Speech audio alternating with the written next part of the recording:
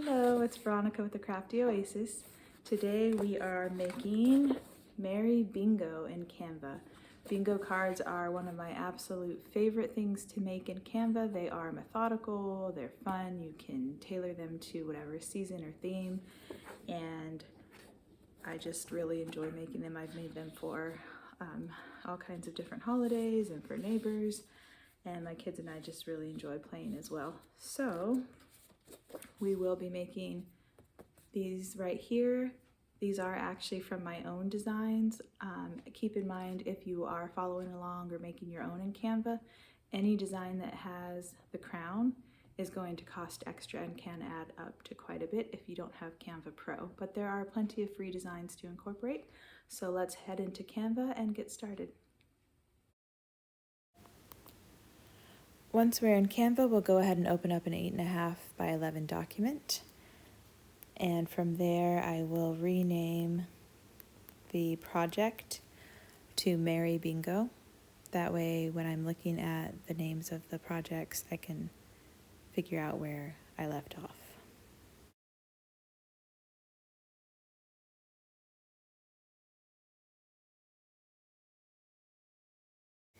Next, we will change the background of the entire rectangle by selecting it and then going to the color picker and choosing red. I go to the red and then I make it a little bit deeper by tapping on the rainbow circle with the plus sign and adjusting that little circle until I find a red that I like. Next, we are going to select the square shape in Element and make sure you select shape, not graphic. This allows you to manipulate the sides and the corners. And so what I'm doing here is I'm resizing it and then I'll change everything else about it. So I am creating a grid that is 5 across by 5 down, just like any bingo card that you have ever used.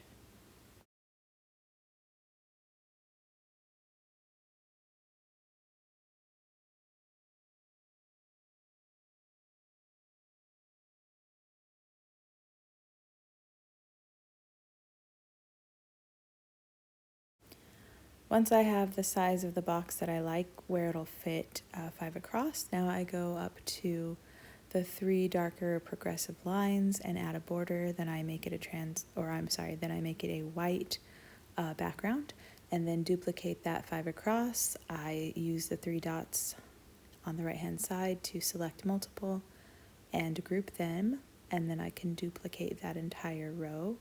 You can also stretch them out as I have done here to make them a little bit bigger. And now I'm going to duplicate to make the other 4 rows and columns for the bingo grid. The last step in creating the grid is very important. You'll want to select all the rows that you created, group them together, and that keeps them in the center of the page. You could even also lock them, but that makes it a little bit harder to add the images. Next, we will add the title of the bingo. Like I said, this is titled Merry, M-E-R-R-Y, and you want to make sure that any word that you choose just has 5 letters. And I love the EFCO Berkshire font. It really reminds me of Christmas and vintage nostalgia vibes. So what I do here is I type 1 letter, M, then I change the size to a size that I like that fits pretty well centered in between the white square. Once I find that size that I like, I duplicate the M and then I just type the rest of the letters, E-R-R-Y. And once they're all typed out, I space them evenly and then I group them to make sure that they don't move as well.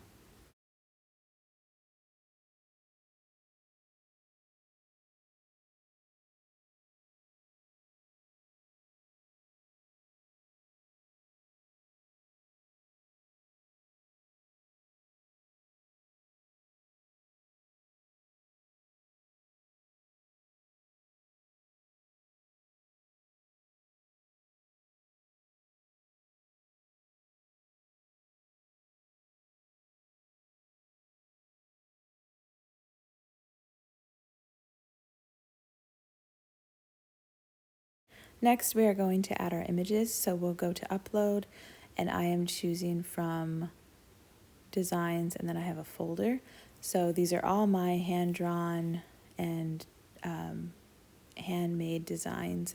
Keep in mind, if you are using pictures or graphics from Canva, the ones with a crown do cost money, and those can add up really quickly.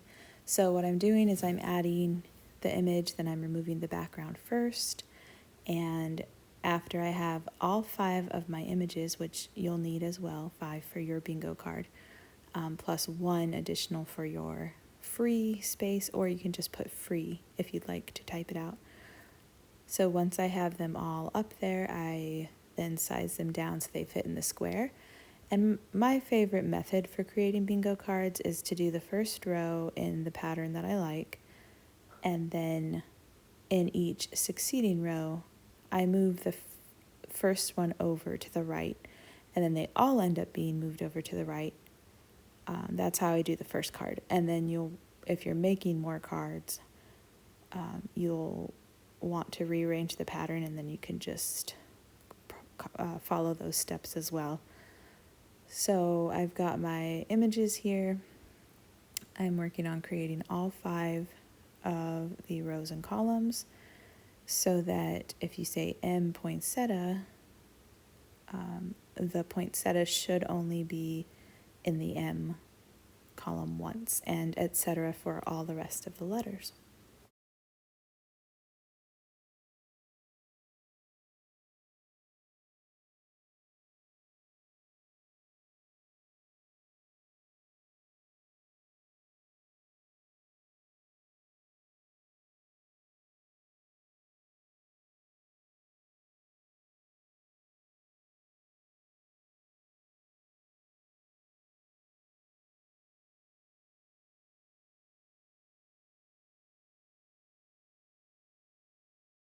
Just to reiterate, now that I have all 5 of the images that I have for my bingo card, I am duplicating the first one, arranging it in the next column to the right, and moving down the line. And you'll notice that I left the center square blank because that's our free space. So I am choosing to put a graphic there, which will be a wreath with a bow. You, however, can put another image. You can also type free if you'd like, or some other message in the center, but the idea is just to know that that is the free space. And do this with all the rest of the images until you have a full bingo card.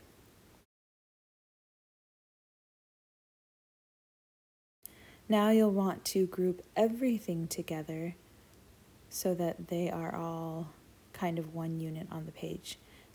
And that way nothing moves on you. When you're working with a lot of shapes and elements and text like this, things can move easily. After you group them, you could even lock them just to make sure that nothing moves for the future.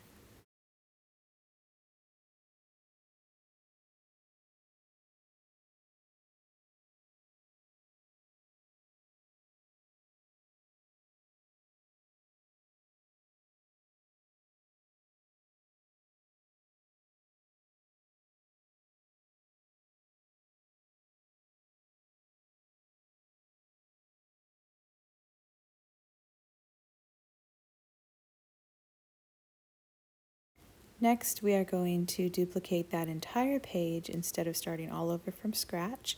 This is how we're going to make our bingo calling cards. So this is where you would cut them out and shuffle them up and then pull one, and it might say Santa Y or Gingerbread R, etc. So those are how you would know which bingo space is being called and where to put your bingo marker.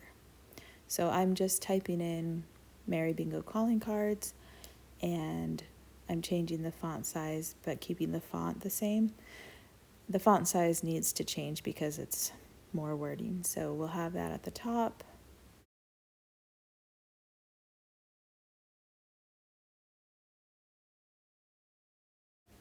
Next, I'm going to remove all of the images from the squares. So you'll want to unlock this page if you locked it before, and then remove all the images from the squares and just keep one. So you'll delete all of the rest of them. And the reason being is because we'll be changing the size of the grid, and then we'll also need to change the size of the images as well to make the calling cards. Now that we have all of the images removed off the grid, we will select all the squares in the grid again and group them together. This will allow us to manipulate the sizes all at once.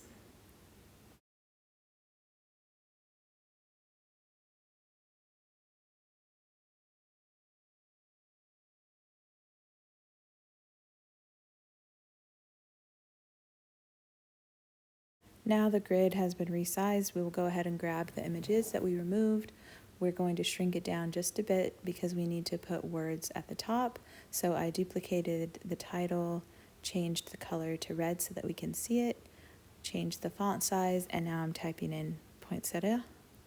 And then I will just group the word poinsettia and the flower together so that that way they can be duplicated across that first row. And then we will repeat this process for the other 4 images, except of course typing out that individual image.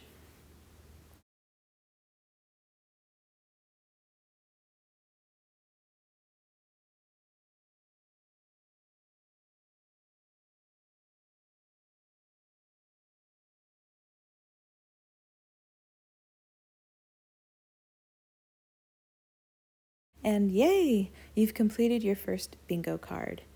Thank you so much for being here today, and I hope you absolutely enjoyed this Christmas craft.